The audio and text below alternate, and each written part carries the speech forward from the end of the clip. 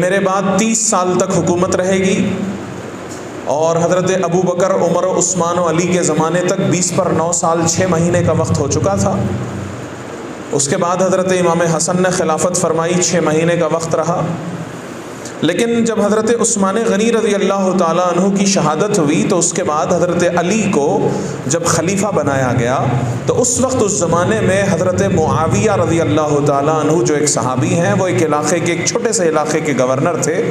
انہوں نے حضرت علی کی حکومت کو ماننے کی بجائے اپنی آزاد حکومت کا، جہاں تک ان کا علاقہ تھا، انہوں نے اعلان کیا، جو کہ حضرت معاویہ کی بڑی غلطی ہے۔ حکم ہے، قرآن کی تعلیمات ہیں کہ جو غلط ہے غلط کہیں گے، جو سچ ہے سچ کہیں گے، جو اچھے کو اچھا کہیں گے، برے کو برا کہیں گے۔ تو اس کے بعد حضرت معاویہ رضی اللہ تعالیٰ عنہ کو حضرت علی نے بہت سمجھانے کی کوشش کی کہ اس طرح، یعنی جب بھی آپ اندازہ لگائیں کہ حضرت علی رضی اللہ تعالیٰ عنہ 99% حکومت پہ تھے، اور بالکل ایک چھوٹے سے علاقے پر حکومت تھی حضرت معاویہ کی۔ ظاہر سی بات ہے کہ چھوٹی حکومت والوں کو بڑی حکومت والوں کے پاس بات کرنی پڑتی ہے طاقت کے مقابلے میں، لیکن حضرت علی رضی اللہ تعالیٰ عنہ نے اپنے اخلاق کی وجہ سے، اپنی تعلیمات کی وجہ سے، حضرت علی نے ان کو کئی مرتبہ خط لکھے، سمجھایا کہ اس طرح آپ کا یہ عمل کرنا بالکل غلط ہے۔ لوگوں نے مشورہ دیا کہ ان کے ساتھ جنگ کریں گے، تو حضرت علی نے فرمایا کہ نہیں، وہ بھی ہمارے بھائی ہیں، ان سے یہ غلطی ہوئی ہے، ہم جنگ نہیں کریں گے ان لوگوں کے ساتھ۔ تو بہرحال یہ واقعہ ایسے ہی ہوتا رہا، اور حضرت معاویہ اپنی حکومت اپنی جگہ ایک چھوٹے سے علاقے پہ کرتے رہے، اور حضرت علی بقیہ 99% حکومت پہ، علاقے پر حکومت کرتے رہے۔ لیکن جب حضرت علی کی شہادت ہوئی تو حضرت علی کی شہادت کے بعد حضرت امام حسن کو خلیفہ بنایا گیا۔ تو حضرت امام حسن جب خلیفہ بنتے ہیں تو حضرت امام حسن نے بھی حضرت معاویہ سے کہا کہ اس طرح 2 ٹکڑوں میں بٹے رہنا اچھی چیز نہیں ہے، ہم اس کو ملا دیں گے۔ تو حضرت معاویہ رضی اللہ تعالیٰ عنہ نہیں مان رہے تھے، وجوہات الگ الگ ہیں، تفصیل میں جانے کا وقت نہیں ہے، مختصر میں اتنا کہنا چاہوں گا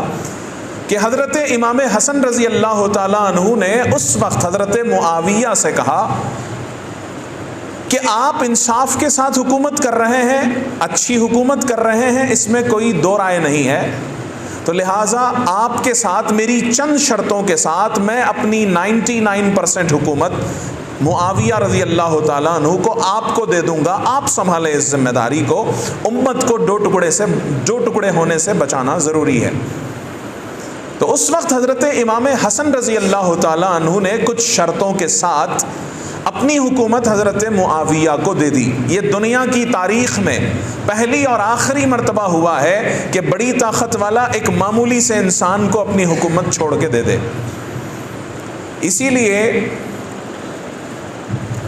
ہندوستان کے اندر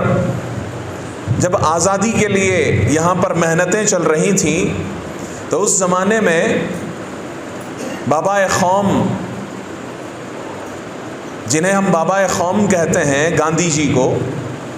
انہوں نے ایک جملہ کہا ہے حضرت امام حسین اور شہداء کربلا کے بارے میں۔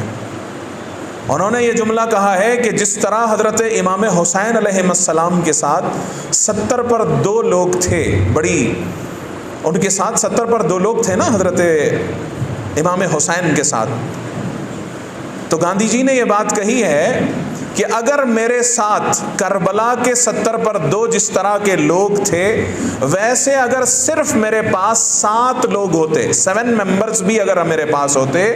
تو میں ہندوستان کو ان 7 لوگوں کے ساتھ مل کر انگریزوں سے آزاد کروا دیتا۔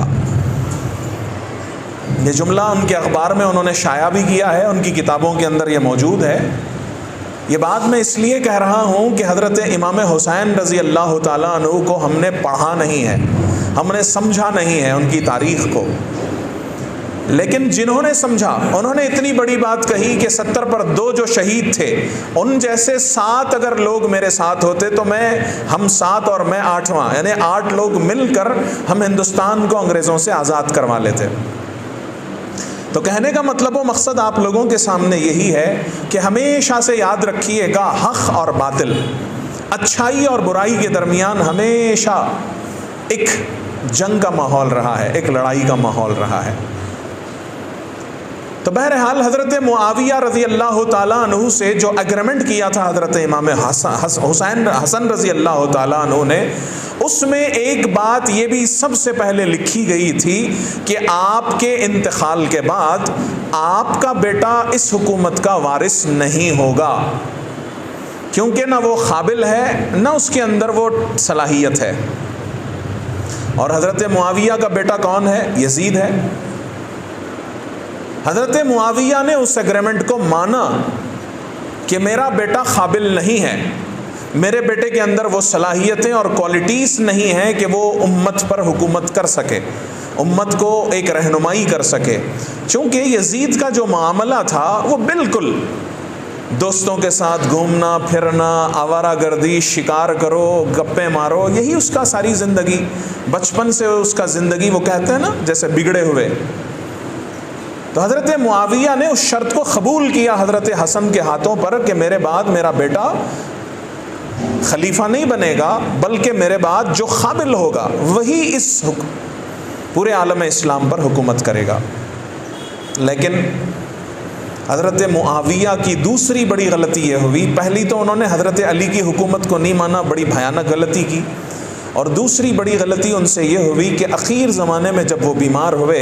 تو حالات کچھ بھی ہوں یا جو کچھ بھی ہو، لیکن حضرت معاویہ سے دوسری بڑی غلطی یہ ہوئی کہ انہوں نے اپنی حکومت اپنے اصول اور اپنے وعدے کے خلاف، اپنے ایگریمنٹ کے خلاف انہوں نے اپنی حکومت اپنے بیٹے کے حوالے کر دی۔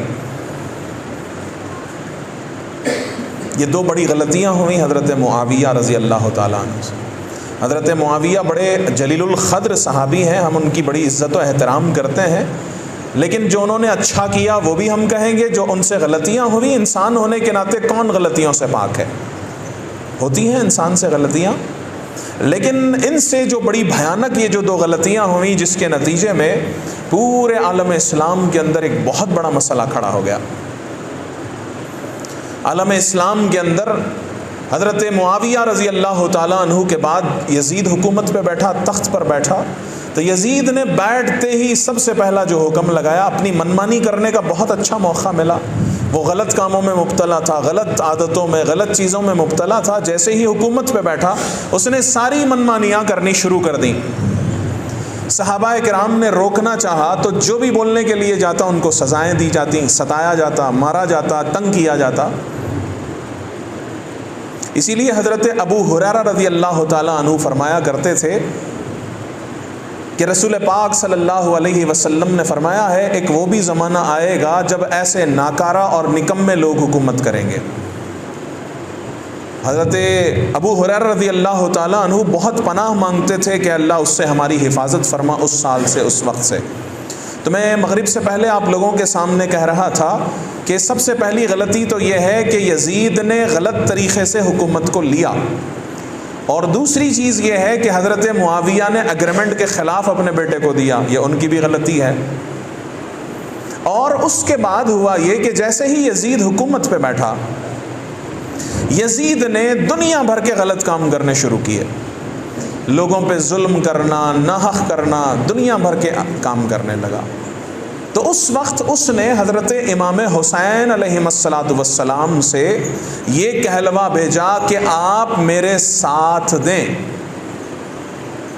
حضرت امام حسین نے کہا کہ میرا تجھ سے کوئی تعلق نہیں ہے۔ اس نے کہا کہ آپ کا تعلق نہیں ہے، لیکن لوگ آپ کی بات مانتے ہیں، آپ کی عزت کرتے ہیں، آپ کا احترام کرتے ہیں۔ اسی لیے یہ جو یزید اور اس کا خاندان ہے جس کو بنو امیہ کہا جاتا ہے،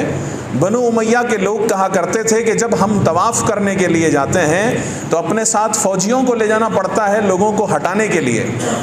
لیکن سیدنا امام حسن یا سیدنا امام حسین علیہ السلام جب طواف کے لیے کعبۃ اللہ کے علاقے میں تشریف لاتے ہیں تو انہیں کسی بھی قسم کے ہٹانے کی ضرورت نہیں، لوگ خود بخود ہٹ جاتے، اور حضرت امام حسن و حسین اور حضور کے گھرانے والے بڑے ہی اطمینان کے ساتھ طواف کر کے چلے جاتے۔ اس بات سے بڑا غصہ ہوتے وہ بادشاہان،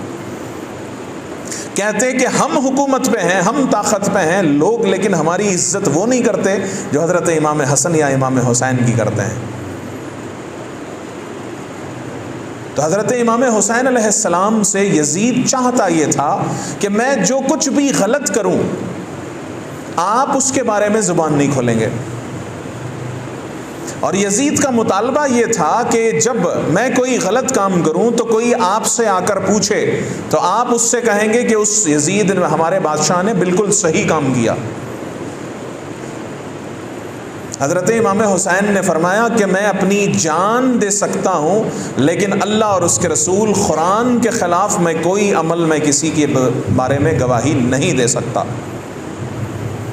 اور جو سب سے بڑا جرم ہے یزید کا اور بنو امیہ کا، وہ جرم یہ ہے کہ ان لوگوں نے محرم کے مہینے میں، جس مہینے کے اندر اللہ نے قرآن مجید میں جنگ کرنا حرام قرار دیا ہے، اس مہینے میں ان لوگوں نے جنگ چھیڑی۔ یعنی انہوں نے قرآن کے بھی خلاف کیا، اللہ کی آیتوں کے خلاف کیا، اللہ کے